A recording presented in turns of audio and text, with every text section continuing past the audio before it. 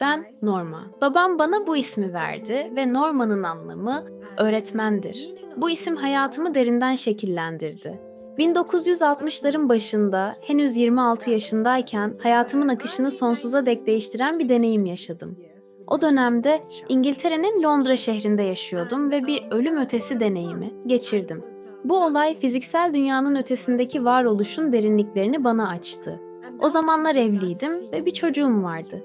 Yaklaşık bir aydır kendimi kötü hissediyordum ve sık sık işe gidemiyordum. Ancak doktorlar bana ne olduğunu anlayamıyordu. Gebeliğin tipik belirtilerini göstermediğim için net bir teşhis konulamıyordu. Rahatsızlığıma rağmen bir pazartesi sabahı işe dönmeye karar verdim. Bebeğimi oğlumu bakıcısına bıraktım ve şehrin merkezine doğru yola çıktım. O gün masamda otururken dayanılmaz bir acı hissetmeye başladım. Öğleden sonra saatlerine doğru bu sancının doğum sancısına benzediğini fark ettim. Erken çıkmak için izin istedim ve asansöre bindim. Orada daha önce hiç tanışmadığım genç bir Hindu kadın olan Selena ile karşılaştım.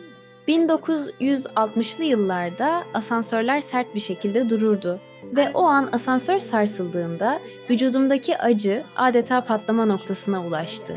Yere yığıldım. Selena durumu fark edince hızla harekete geçti. Etraftaki insanlardan yardım istedi ve birkaç kişinin yardımıyla hemen bir taksi çağırdı. Beni en yakın hastaneye yetiştirmek için ellerinden geleni yaptılar. Taksi yolculuğu sırasında kısa bir süreliğine bilincim yerine geldi. Selena bana adımı sordu. Norma diyebildim. Ardından tekrar bilincimi kaybettim. Hastaneye ulaştığımızda acil serviste çalışan doktorlar beni hemen içeri aldı. Ancak bir sorun vardı. Taksi şoförü çantamı farkında olmadan arabada unutmuş ve çantamı yanında götürmüştü. Hastane personeli kim olduğumu belirleyecek hiçbir bilgiye sahip değildi. Ancak Selena büyük bir fedakarlık göstererek yanımda kaldı. Yetkililer ailemi bulmak için harekete geçti. Sedye üzerinde uzanmış haldeyken bir kez daha kısa süreliğine bilincim yerine geldi. Doktorlar ameliyat için beni hazırlıyordu. Doktorlardan biri içimde ölü bir fetüs olduğunu ve acilen ameliyat yapmaları gerektiğini söyledi. Daha bu haberi sindiremeden tekrar bilinçsizliğe düştüm. İşte o an aklımın almadığı, tarif edilemez bir şey oldu. Çektiğim tarifsiz acı bir anda kayboldu ve yerini mutlak bir huzur hissine bıraktı. Hafiflemiş, tüm yüklerimden kurtulmuş gibi hissettim. Fakat en şaşırtıcı farkındalık artık bedenimde olmadığımı fark etmemdi. Tavana yakın bir noktada süzülüyordum ve aşağıda ameliyat masasında yatan fiziksel bedenime bakıyordum. İçimi tarifsiz bir şaşkınlık kapladı. Aynı anda iki yerde nasıl olabilirdim? Rüya mı görüyordum? Aklımı mı kaybediyordum? O anın imkansızlığını kavramaya çalışırken sonra korkutucu bir şey fark ettim. Monitörler düz bir çizgi gösteriyordu. Kalbim durmuştu ama ben hala tamamen farkındaydım. Duyularımın hiçbiri azalmamıştı.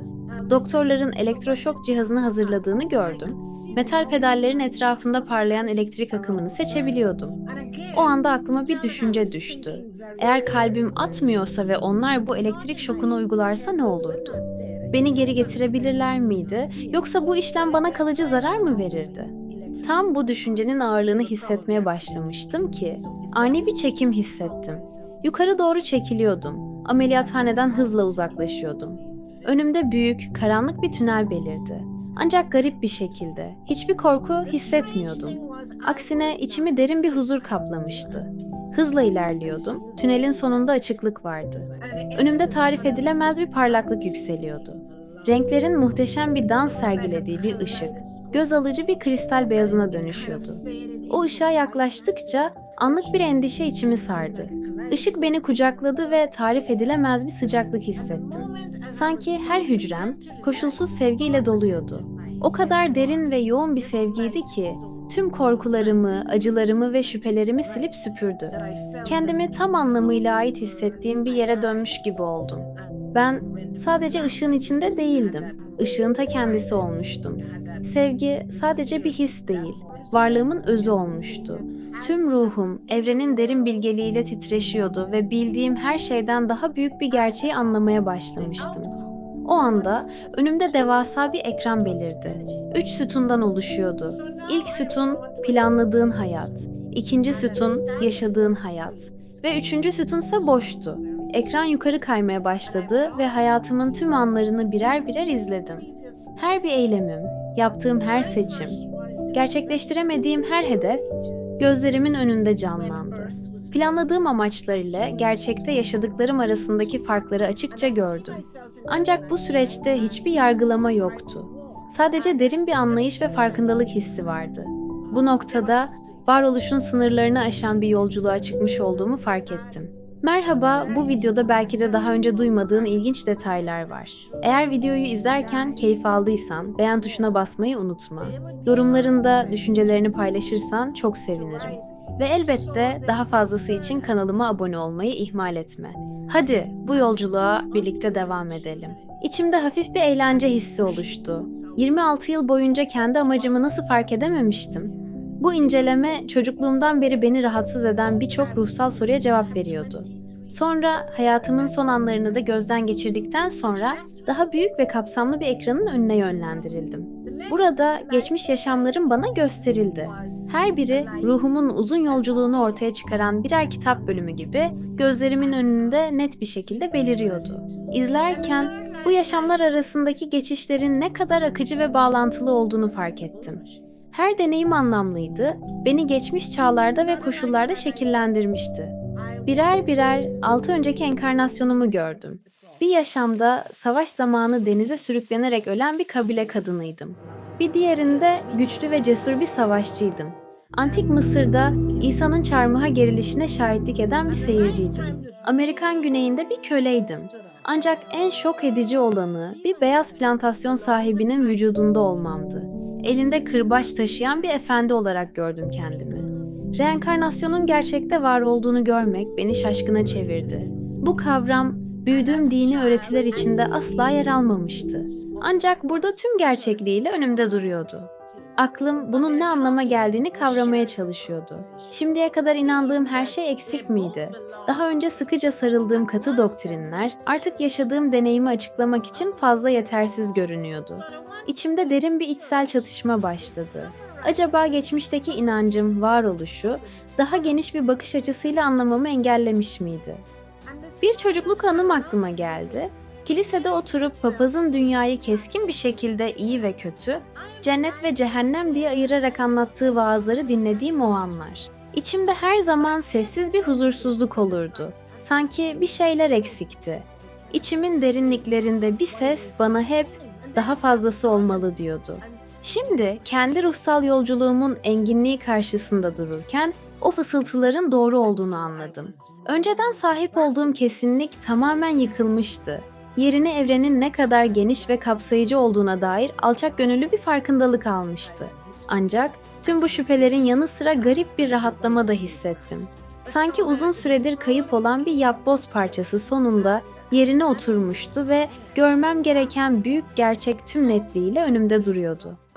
Yolculuğumun son bölümü beni bir nehrin kıyısına getirdi. Suları sıvı ışık gibi parlıyordu ve sonsuz gökyüzünü yansıtıyordu. Nazik akıntı huzur verici bir enerji taşıyor. Ritmik hareketleri eski sırları fısıldıyordu. Zamandan süzülerek gelen bilgelik, yaşamış ruhların yankıları ve daha önce bu yolculuğa çıkmış olanların mirası. Sanki su, evrenin hikayelerini içinde barındırıyor. Yaratılışın bilgeliğini taşıyor, kelimelerle anlatılamayacak hakikatleri fısıldıyordu. Hafif bir sis, yüzeyin hemen üzerinde asılı duruyordu. Tenime serin ve nazikçe değiyor, geçmişin fısıltılarını taşıyormuş gibi yavaşça dalgalanıyordu. Etrafındaki ışıkla birleşerek büyülü bir parıltı yaratıyor, sanki dünyalar arasındaki ince bir örtü gibi titreşiyordu. Mevcut ama anlaşılması güç bir varlık hissediliyordu. Hava, ferah ve tanımlanamayan, dünyevi olmayan bir koku ile doluydu. Taze, ancak tarif edilemez bir şeyle zenginleşmiş bir aroma. Suyun her dalgası canlı gibiydi, çevresindeki sevgiye uyum sağlayarak yankılanıyordu. Nehirin karşı kıyısında sıcak bir ışıkla parlayan sayısız ruh duruyordu. Tanıdık bir sevgiyle gülümsüyorlardı. Onların arasında sevgi dolu enerjisiyle parlayan teyzemi gördüm. Bana doğru ilerledi, ben de ona yaklaşmak için bir adım attım. Ancak tam ona ulaşacakken hafifçe geriye çekildi. "Geçemezsin," dedi yumuşak bir sesle. "Geri dönmek zorundasın. Paylaşman gereken bir mesaj var." Sonra aniden uyarı vermeden aşağıya doğru çekildim. Nefesimi kesen bir kuvvetle hızla düşmeye başladım. Sıcaklık, soğukluk, basınç. Hepsi bir anda üzerime çöktü. Tarif edilemez bir girdabın içinde savruluyordum. Üzerimdeki muhteşem ışık karanlığa gömüldü. Sonra dönen ve bükülen renklerin bulanık bir girdabına dönüştü. Bilincim titredi. Çarpışmaya hazırlanırken içimi tarifsiz bir korku kapladı ve ardından acı. Ruhumu delen yakıcı, keskin bir ağrı patladı. Bedenime çarptığım anda her sinirim ateş gibi yanıyordu. Acı anında geri dönmüştü. Duyularım fiziksel dünyanın sert gerçekliğiyle sarsılmıştı. Artık geri dönmüştüm ve zihnim taşıması imkansız görünen bir gerçekle yüklenmişti. Sonraki yıllarda yaşadıklarımı anlamlandırmaya çalıştım. Deneyimlediğim muazzam gerçeği fiziksel dünyanın sınırlarıyla uzlaştırmak için mücadele ettim. Tanık olduğum saf sevginin ve ışığın parlaklığı ile günlük hayatın soluk ve sınırlı duyguları arasında büyük bir uçurum vardı. Bazen geri dönmenin ağırlığı dayanılmaz gibi geliyordu, ancak burada olmamın bir nedeni olduğunu biliyordum. Her etkileşim, her karar, her zorluk yeni bir anlam kazanmıştı. Çünkü artık orada edindiğim bilgeliği bu hayata entegre etmek için buradaydım. Dünya, öteki taraftaki sevgi ve ışığın yanında soluk ve sönük görünüyordu. Ancak amacım netleşmişti. Başkalarının ölümün bir son olmadığını, tekrar tekrar döndüğümüzü ve her seferinde sevgi ve merhametin derslerini öğrenmek için burada olduğumuzu anlamalarına yardımcı olmak. Kendimi ruhsal rehberliğe adadım. 27 yıl boyunca bir manevi danışman olarak çalıştım. Affedilmeyi ve anlamayı arayan insanlara destek oldum. Ölüm ötesi deneyimimden öğrendiğim şey şu: biz sonsuz varlıklarız. Sevgi tüm sınırları aşar ve biz kim olmamız gerektiğini tam anlamıyla kavrayana kadar tekrar geri döneriz. Hayat, maddi kazançlar veya geçici zevkler hakkında değildir. Aksine geliştirdiğimiz sevginin derinliği ve yaşamlarımız boyunca taşıdığımız bilgelik hakkındadır. Her eylemimiz, her ilişkimiz ve her ders ruhlarımızda bir iz bırakır. Ve bu izler fiziksel dünyayı aşıp yolculuğumuzu şekillendirir. Eğer paylaşabileceğim tek bir gerçek varsa o da şudur: sevgiyi kucaklayın, anlayış arayın ve amaç doğrultusunda yaşayın. Çünkü işte bu, zamanın ötesine uzanan gerçek mirastır. Kendi hayatımda bu farkındalık yolumu tamamen değiştirdi. Kendimi başkalarına rehberlik etmeye adadım. Bir zamanlar kayıtsız olduğum yerde merhamet sunmaya, bana öğretilenin ötesinde bilgi aramaya başladım.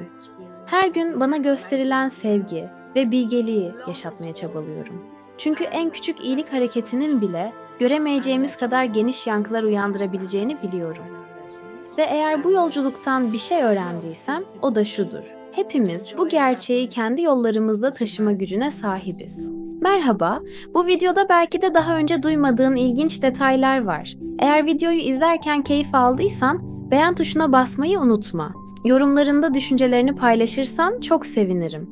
Ve elbette daha fazlası için kanalıma abone olmayı ihmal etme. Bu nedenle YouTube üyelik programımızı tanıtıyoruz. Bir fincan kahveden daha düşük bir ücret karşılığında YouTube'da yayınlanmamış özel ve reklamsız bölümlere erişebilirsiniz. Konuklarla canlı soru-cevap etkinliklerine katılabilir, bizimle ve diğer ÖYD deneyimleyenlerle doğrudan etkileşimde bulunabilir, canlı etkinliklere katılabilir ve en önemlisi kanalımızın bu önemli deneyimleri dünya çapında ortaya çıkarmaya yönelik sürekli çabalarını desteklemiş olursunuz. Hadi bu yolculuğa birlikte devam edelim.